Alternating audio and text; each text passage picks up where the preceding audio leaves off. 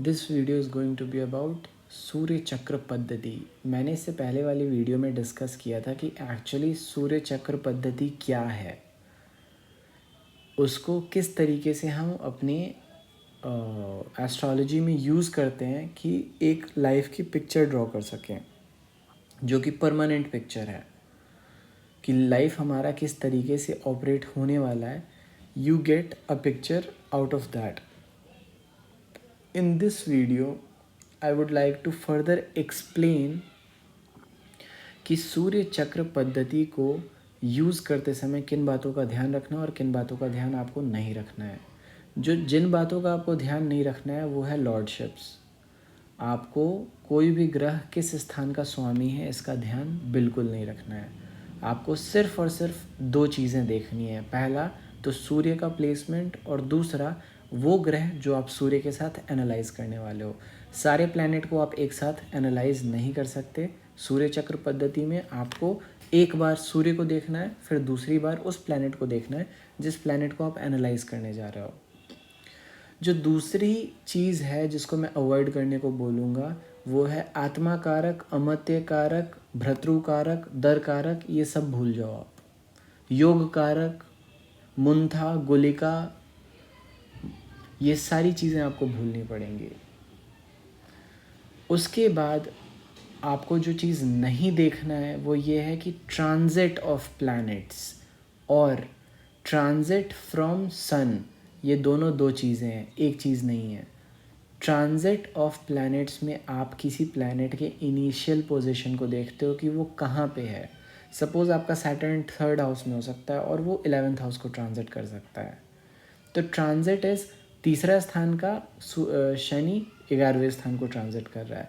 लेकिन सूर्य चक्र पद्धति में तीसरे स्थान का सैटर्न सूर्य से 11th हाउस में ट्रांजिट कर रहा है। मतलब सूर्य, सपोज आपका सन 7th हाउस में है और सैटर्न 3rd हाउस में है, तो जब आप सूर्य चक्र पद्धति से देखते हो तो उस समय आपको आपका सैटर्न आपके 7th हाउस के सन को 11th हाउस में रिफ्लेक्ट कर रहा है।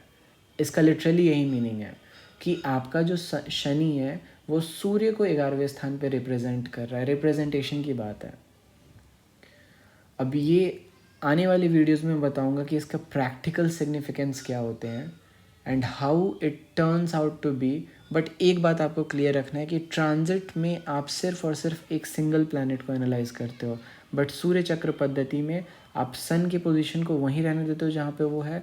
1st हाउस से जहाँ पे भी आपका सन प्लेस्ड है वहाँ रहने दो, और जिस प्लैनेट के ट्रांजिट को देख रहे हो उस प्लैनेट के ट्रांजिट को सन से एनालाइज करो। बहुत लोग होते हैं कि ये बोलेंगे कि नहीं, सूर्य को आप पहला स्थान बना दो। वो बेवकूफ़ी मत कर लेना। पहला स्थान इज़ योर लग्न, आपकी बॉडी। सूर्य को पहला स्थान बनाने का मतलब है आपकी बॉडी पहला स्थान हो जाना। ये गलत है। इस तरीके से आपको सुदर्शन चक्र नहीं यूज़ करना है। सुदर्शन चक्र यूज़ करने के लिए जहाँ पे सन है उसको छोड़ दो। वहाँ पे आप देखो कि प्लैनेट कहाँ पे ट्रांजिट कर रहा है और कहाँ पे है। बस जहाँ पे होगा सन को वहाँ पे रिफ्लेक्ट करेगा और जहाँ पे जाएगा सन को वहाँ पे लेते जाएगा साथ में। For example 7th house is your son, तो सन 7th हाउस में सन है तो सूर्य जो 7वां स्थान है वो आपकी ज़िंदगी का फलक्रम बन गया, सेंटर ऑफ योर लाइफ बन गया। जब सूर्य की किरण पड़ेगी धरती पे तो सबसे पहले आपको लोग दिखेंगे। अब इन लोगों पे तीसरा स्थान मतलब कंट्रोल, शनि जो है वो कंट्रोल का कारक होता है। सूर्य चक्र पद्धति के हिसाब से शनि जो है सूर्य के प्रकाश को तीसरे स्थान पे रिफ्लेक्ट कर रहा है। इसका मतलब है कि आपकी ज़िंदगी का जो एम है, जो टोटल है, जो सम टोटल है, वो है लोगों को कंट्रोल करना। सिंपल। अब ये कंट्रोल कहाँ गया हुआ है, तो ये कंट्रोल सपोज 12th हाउस में जा सकता है। तो 12th हाउस का मतलब होता है कि यू लूजिंग योर वर्क, तो आप कंट्रोल को लूज़ कर रहे हो, you are losing control. Simple. But सूर्य चक्र पद्धति से देखने का मतलब है you are losing control over people, क्योंकि 7वें स्थान पे सूर्य है। 7वें स्थान के सूर्य को शनि 12वें स्थान में रिफ्लेक्ट कर रहा है। मतलब आप लूज़ तो कर रहे हो कंट्रोल, पर किस पे लूज़ कर रहे हो, तो लोगों पे, क्योंकि 7वां स्थान इन्वॉल्व है। इस तरीके से आपको सूर्य चक्र पद्धति यूज़ करना मैं अभी आने वाले वीडियोस में सिखाऊंगा। बट बी क्लियर कि ट्रांजिट अलग होता है और सूर्य चक्र पद्धति एक अलग चीज़ है। सूर्य चक्र पद्धति में आप हर प्लैनेट को सन से ट्रांजिट होता हुआ देखते हो। एक और चीज़ मैं ऐड करना चाहूँगा, हर planet every there are of total 9 planets, जिसमें से 7 प्लैनेट्स जो होते हैं वो सन के सनलाइट को रिफ्लेक्ट करते हैं। आपके बर्थ चार्ट में सन का पोजीशन बताता है कि आपकी ज़िंदगी का सेंटर क्या होने वाला है, और रेस्ट ऑफ द प्लैनेट्स बताते हैं कि वो सनलाइट को किस हाउसेस में रिफ्लेक्ट कर रहे हैं। सिंपल, शुक्र अगर 6ठे स्थान पे है और सूर्य आपका 7वें स्थान पे है, तो शुक्र आपका आपके सन को 7वें स्थान पे 6ठे स्थान पे रिफ्लेक्ट कर रहा है, लोगों से वैल्यू निकाल रहा है 6ठे स्थान पे आपके रेगुलर वर्क के लिए। बट यहाँ पे राहु केतु का कोई रोल नहीं रह जाता है। आपको जब सूर्य चक्र पद्धति को आप यूज़ करो तो उसमें राहु केतु का कोई रोल नहीं होता है। आप राहु केतु के रोल को भूल जाओ।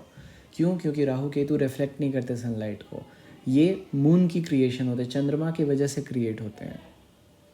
तो चंद्रमा की वजह से क्रिएट होने के कारण और छाया ग्रह होने के कारण, मतलब ये बस मैथमेटिकल पॉइंट्स हैं, इनके अंदर रिफ्लेक्टिव कैपेबिलिटी नहीं होती। तो राहु केतु को आप सूर्य के हिसाब से सूर्य चक्र पद्धति में एनालाइज नहीं करते हो। तो सूर्य चक्र पद्धति इज़ ओनली अबाउट 7 प्लैनेट्स। 7 ग्रह कहाँ चल रहे हैं, कैसे चल रहे हैं, वो सूर्य को कैसे रिफ्लेक्ट कर रहे हैं। So this is how the technicality of Surya Sudarshan Chakra और सूर्य चक्र पद्धति इज़ क्लैरिफाइड। और हमेशा याद रखना कि सूर्य चक्र पद्धति में हर प्लैनेट को आपको सिंगल हैंडेडली एक एक करके एनालाइज करना है, एक साथ आपको बिल्कुल एनालाइज नहीं करना है।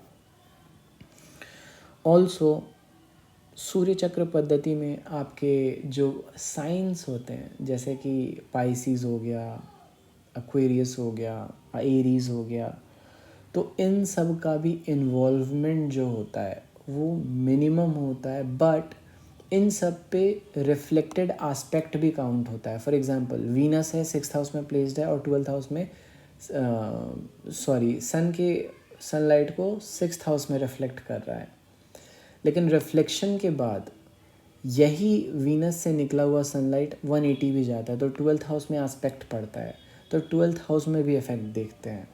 तो आस्पेक्ट के इफेक्ट मैं इस videos in upcoming videos cover नहीं करूँगा, वो बहुत ज़्यादा ज़रूरत से ज़्यादा टेक्निकल हो जाएंगे। तभी आपको सिर्फ और सिर्फ सूर्य से ट्रांजिट देखना है, दैट्स इट। सूर्य चक्र पद्धति का मतलब है कि आप सन को सेंटर बना के अपने बर्थ चार्ट में रेस्ट ऑफ द प्लैनेट्स को ट्रांजिट होते हुए देख रहे हो, इससे ज़्यादा कोई मतलब नहीं बनता।